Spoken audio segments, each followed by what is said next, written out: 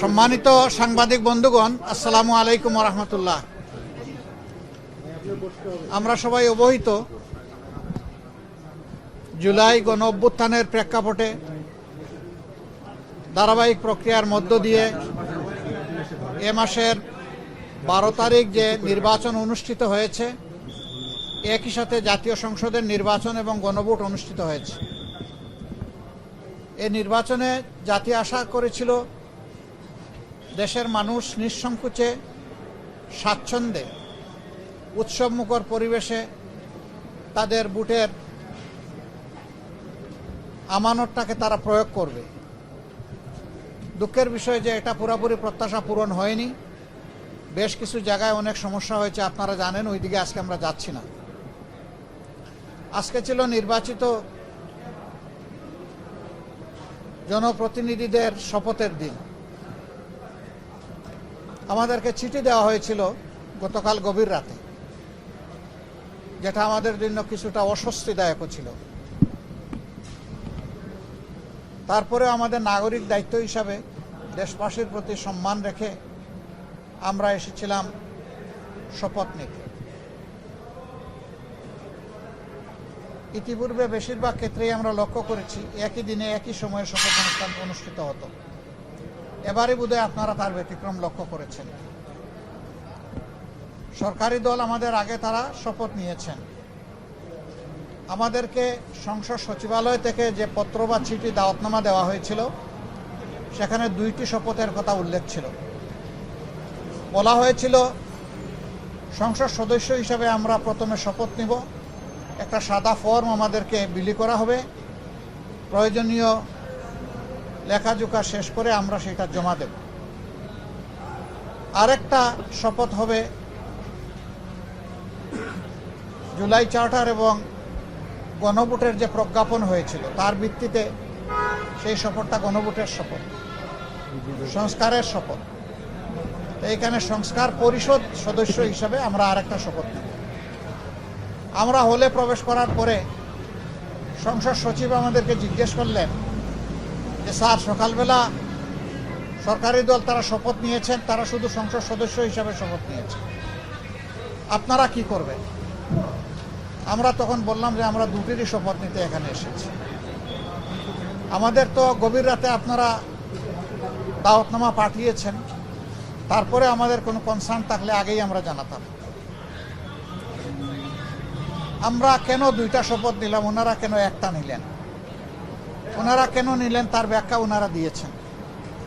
আমরা যে ব্যাখ্যাটা দিতে চাই, আমরা মনে করি যে 26-এ কোনো নির্বাচন হওয়ার কথাই ছিল না।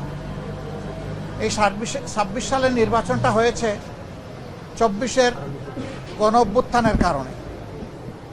আমরা গভীর শ্রদ্ধার সাথে যাদের কারণে আজকের এই নির্বাচন, আজকের এই সংসদ, আমি তাদেরকে স্মরণ করছি, যারা জীবন দিয়ে দুনিয়া থেকে বিদায় নিয়েছেন। আল্লাহ তাদেরকে শহীদ হিসাবে কবুল করুন। যারা লড়াই করে আহত হয়েছেন, পঙ্গু হয়েছেন, তাদের প্রতি আমাদের গভীর সমবেদনা। আল্লাহ তাআলা তাদেরকে সুস্থতার নিয়ামত দান করুন। আর নির্বিশেষে গোটা দেশবাসী ফ্যাসিবাদের বিরুদ্ধে সেদিন লড়াই করেছিল, আমরা তাদের প্রতি গভীর কৃতজ্ঞতা প্রকাশ করছি। সম্মানিত সাংবাদিক বন্ধুগণ, আমরা আজকে হয়তো শপথ নিতে ভিন্ন চিন্তা করতে পারতাম, কারণ জুলাইয়ের আকাঙ্ক্ষা এবং গণভোটের রায়, এই 2টার প্রতি সম্মান দেখানো রাজনৈতিক দল হিসাবে আমাদের পবিত্র দায়িত্ব আমরা গণ্য করেছি। আমরা গণভোটের রায়কে সম্মান করেছি, জুলাইয়ের আকাঙ্ক্ষাকে সম্মান করেছি, যারা আমাদেরকে ভোট দিয়েছেন তাদেরকে সম্মান করেছি, এবং আমরা একমত হয়েছি যে এই শপথ নেওয়া আমাদের কর্তব্য। তবে আমরা মনে করি সরকারি দল শপথ না নিয়ে তারা জুলাইকে উপেক্ষা এবং অবজ্ঞা করেছেন। এতে জন আকাঙ্ক্ষার বিপরীতে তাদের অবস্থান বলে আমরা মনে করি। সংস্কারের বিপরীতে তাদের এই অবস্থান স্পষ্ট। যদিও তারা ব্যাখ্যায় বলেছেন যে সংসদ বসে তারপরে প্রভিশন ক্রিয়েট করে এটা তারা দেখবেন, আমরা এটা দ্রুত দেখতে চাই। যদি তারা জুলাইকে সম্মান করেন, যদি সংস্কারকে তারা ধারণ করেন, যদি আজকে যিনি প্রধানমন্ত্রী শপথ নেবেন তিনি নিজেও নির্বাচনী ক্যাম্পেইনে গিয়ে বলেছেন যে আপনারা গণভোটে হা বলুন।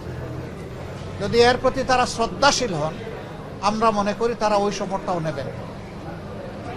কার কাছে শপথ নেবেন সে দাবি আমরা করব না। ওনাদের পছন্দ মতো অ্যাপ্রোপ্রিয়েট অথরিটির কাছে ওনারা নিতে পারেন, আমাদের কোনো অসুবিধা নেই। কিন্তু আমরা দেখতে চাই জুলাই সম্মানিত হয়েছে এবং জুলাই স্বীকৃত হয়েছে। জুলাইকে অসম্মান অশ্রদ্ধা করে স্বীকৃতি না দিয়ে 26-এর এই পার্লামেন্ট নিশ্চয়ই কোনো গৌরবের আসনে বসতে পারবে না। আমরা আশা করেছিলাম তারাও শপথ নেবেন দুইটা, আমরাও নিব দুইটা সকালবেলা। তারপরে তারা আমাদেরকে অথরিটির পক্ষ থেকে দাওয়াত করেছিলেন বিকালের অধিবেশনে, যেখানে মন্ত্রী পরিষদের শপথ হবে, সেখানে অংশগ্রহণ করার জন্য। আমরা প্রত্যেকে 3টা করে কার্ডও পেয়েছিলাম, মানসিক প্রস্তুতিও আমাদের ছিল, কিন্তু আমরা এসে ধাক্কা খেয়েছি। আমরা আমাদের জুলাই শহীদদেরকে অশ্রদ্ধা করতে পারি না, জুলাই যোদ্ধাদেরকেও আমরা অশ্রদ্ধা করতে পারি না। যার কারণে আমাদের শত ইচ্ছা থাকা সত্ত্বেও বিকালের এই শপথ অনুষ্ঠানে আমরা যে অংশগ্রহণ করতে পারলাম না, আমাদের একটা আফসোসের জায়গা থেকে গেল। আমরা স্বাচ্ছন্দ্যে যেতে পারতাম যদি আমাদের মতো তারাও 2টা শপথ নিতেন, তাহলে আমাদের কোনো ধরনের কোনো আপত্তির জায়গা থাকতো না। আজকে আমরা যারা শপথ নিয়েছি, আমরা নির্বাচনী প্রক্রিয়ার সময় জামাতে ইসলামীর পক্ষ থেকে বলেছিলাম যে আমাদের কেউ যদি সংসদ সদস্য নির্বাচিত হন অথবা আমরা যদি সরকার গঠন করি কেউ মন্ত্রী হন, তাহলে আমরা সরকারি প্লটের সুবিধা নেব না এবং ট্যাক্সবিহীন গাড়িতে আমরা চড়ব না। আমরা আজকেও আবার পুনর্ব্যক্ত করছি, আমাদের এই সিদ্ধান্তে আমরা অবিচল এবং অটল। আমরা এটা নিব না এই সুবিধা। এছাড়া বাকি কতটুকু না নিয়ে পারা যায় সেটাও আমরা দেখব। আমরা সরকারি দল হতে পারি না, এই নিয়ে আমাদের কোনো আফসোস নাই। আমাদের আফসোসের জায়গা পরপর 3টা নির্বাচন ধ্বংস হয়ে যাওয়ার পরে জাতি বড় আশা করেছিল, যেভাবে উৎসবমুখর পরিবেশে তারা অনেকে ভোট দিয়েছেন, ঠিক তাদের ভোটের প্রতিফলনটা হবে যখন ফলাফল প্রকাশ হবে। কিন্তু সেখানে অনেক কিছু ঘটেছে, সেটা অন্য এক সময় আমরা বলবো। যার কারণে জাতির এই উৎসব ফল প্রকাশের সাথে সাথে মিলিয়ে গেছে। তারপরেও আমাদের পক্ষ থেকে আমরা বলতে চাই, আমরা দেশকে ভালোবাসি। দেশ এবং জনগণের ভালোর জন্য সরকারও যদি কোনো উদ্যোগ নেয়, আমাদের সমর্থন তারা পাবেন। কিন্তু যদি আমরা দেশ এবং জনগণের স্বার্থের বিপক্ষে কিছু দেখি, তাহলে আমরা জনগণের হয়ে এই জনস্বার্থ বিরোধী কাজের বিরুদ্ধে আমরা লড়াই করব, আমরা প্রতিরোধ গড়ে তুলব ইনশাআল্লাহ। এবং সেটা জনগণের জন্য, জনগণকে সাথে নিয়ে। আমাদের এই ক্ষেত্রে নীতিমালা একেবারেই স্পষ্ট, তাওয়ানু আলাল বিররি ওয়াত তাকওয়া ওয়ালা তাওয়ানু আলাল ইসমি ওয়াল উদওয়ান। আমরা ভালো কাজের সবগুলাতে সমর্থন করব, কিন্তু যদি জনস্বার্থ বিঘ্নকারী কিছু হয়, আমরাই সবার আগে প্রতিবাদ এবং ক্ষেত্রবিশেষে প্রতিরোধ গড়ে তুলব ইনশাআল্লাহ। আমরা দেশকে ভালোবাসি, এদেশের মানুষকে ভালোবাসি। আমরা এই শপথ না নিলেও পারতাম, অনেক কিছু হয়েছে আমাদের সাথে, কিন্তু আমরা চাই ক্রমান্বয়ে গণতন্ত্র তার প্রাতিষ্ঠানিক রূপ পাক। এই রূপে ফিরে আসতেই হবে, এর কোনো বিকল্প নেই। এই জন্যে আমরা শত কষ্ট থাকা সত্ত্বেও আমরা সংসদে অংশগ্রহণ করছি এবং ইনশাল্লাহ আপনারা দোয়া করবেন আমরা যেন দেশ জাতির পক্ষে ভূমিকা রাখতে পারি। আমাদের নীতিমালার মাঝে দেশের ভিতরে আমরা চাই প্রত্যেকটি নাগরিক যেন তার নিরাপত্তা নিশ্চিত পায়, দেখতে পায়। মানুষের অর্থনৈতিক মুক্তি যেন আসে, যুবকদের বেকারত্ব যেন দূর হয়, কর্মসংস্থান যেন তৈরি হয় এবং মর্যাদাশীল একটি দেশ হিসাবে পররাষ্ট্র নীতি যেন আমরা নিজেরটা নিজেই আমরা গড়ে তুলতে পারি। বিদেশের সকল সভ্য দেশের সাথে আমাদের আন্তরিক এবং বন্ধুত্বপূর্ণ সম্পর্ক থাকবে, পারস্পরিক শ্রদ্ধা এবং সমতার ভিত্তিতে ইনশাআল্লাহ। আমরা গভীর পরিতাপের সাথে লক্ষ্য করছি, নির্বাচনের রাত থেকে, আগে তো কিছু ছিলই, বিশেষ করে নির্বাচনের রাত থেকে বাংলাদেশের বিভিন্ন এলাকায় ব্যাপকভাবে আমরা এখন যারা বিরোধী দলে আছি তাদের পক্ষে ভোট দেওয়ার কারণে, নির্বাচনী কর্মী হিসাবে কাজ করার কারণে, সমর্থনের কারণে নারী পুরুষ নির্বিশেষে সকলের উপর ব্যাপক হামলা হচ্ছে। আমার জানা মতো সবচেয়ে বেশি হয়েছে হাতিয়ায়, কিন্তু কোনো জায়গায় এটা থেকে বাদ পড়েনি। আমরা সরকারি দলের কাছে দায়িত্বশীল আচরণ আশা করি। আমরা আহ্বান জানাবো এখনই সেটা বন্ধ হওয়া উচিত। সরকারের জন্য নয়, দলের জন্য নয়, সরকার জনগণের জন্য। এবং আমরা দেখতে চাই যে এই ব্যাপারে দৃশ্যমান পদক্ষেপ তারা নিয়েছেন, এই অবনতিশীল পরিস্থিতির উন্নতি হয়েছে।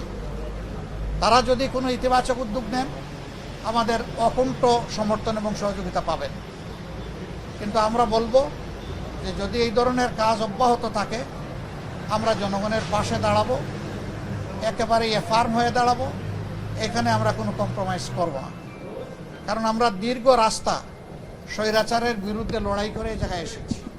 বিশেষ করে আমাদের যুব সমাজ, তারা যে ঐতিহাসিক ভূমিকা পালন করেছে, সেই যুব সমাজ এখনও বাংলাদেশে আছে। আমরা সেই যুব সমাজের প্রত্যাশা পূরণে অঙ্গীকারবদ্ধ। তারা যে সমতা এবং বৈষম্যহীন ন্যায় বিচার ভিত্তিক সমাজ চেয়েছিল, সেই সমাজ গঠনে আমরা কারো সাথে কোনোভাবেই আপোষ করব না। এ সমাজ গঠন করতেই হবে। যতক্ষণ পর্যন্ত এই লক্ষ্য অর্জিত না হবে, আমাদের লড়াই ততক্ষণ পর্যন্ত চলবে সংসদে, চলবে রাজপথে এবং চলবে প্রয়োজনে আইনি ময়দানে। সব জায়গায় আমরা লড়াই অব্যাহত রাখবো ইনশাআল্লাহ। আপনারা দোয়া করবেন, পাশে থাকবেন। আমরা সবাই মিলে দেশবাসীর বুকে ধারণ করে সামনে এগিয়ে যাব। আমাদের কাছে দল বড় নয়, ব্যক্তিও বড় নয়। আমরা আমাদের বিদেশি বন্ধুদেরকে অনুরোধ করব, আমাদের দেশের সাথে, দেশের মানুষের সাথে আপনারা সম্পর্ক বৃদ্ধি করবেন। এখানে আপনারা যদি বিনিয়োগ করেন, আমাদের যুবকরা কর্মসংস্থানের সুযোগ পেয়ে যাবে। আমরা এটাকে ওয়েলকাম করব বিরোধী দল হিসেবে। আমরা চাই আমাদের দেশ এগিয়ে যাক। আমরা চাই না দেশ কোনো আর অন্ধকার গর্তে চূড়াবালিতে হামাগুড়ি খাক, এটা আমরা চাই না। আপনাদের সবাইকে ধন্যবাদ।